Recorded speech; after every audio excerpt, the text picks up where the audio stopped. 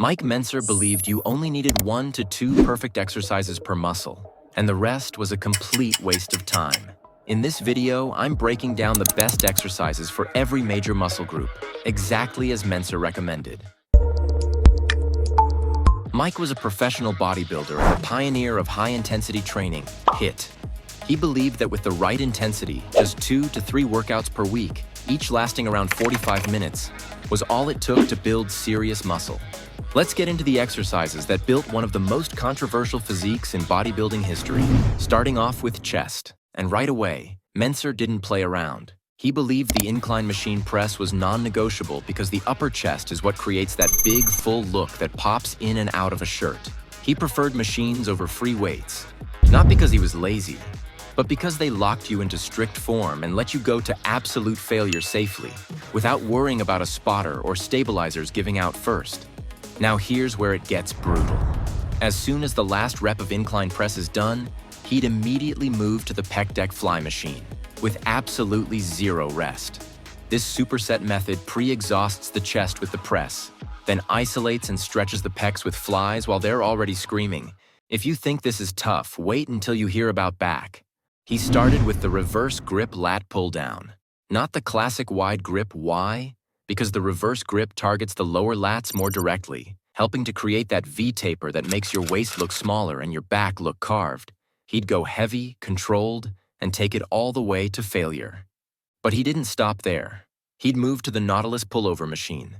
Mentzer called this the upper body squat because it worked the lats through their full range of motion without involving the arms.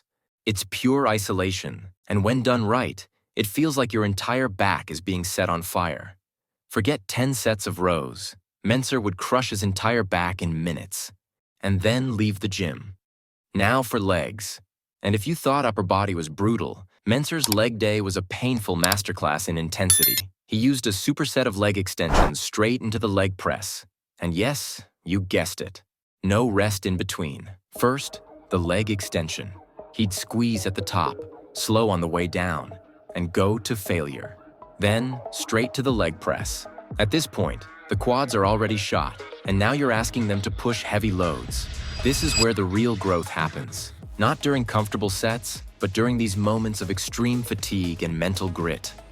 Moving on to shoulders. Mentzer didn't waste time with endless presses or lateral raises with baby weights. He laser-focused on isolation, especially for the side and rear delts, the key to that wide 3D look. First up, Nautilus lateral raise machine. This wasn't your average dumbbell side raise.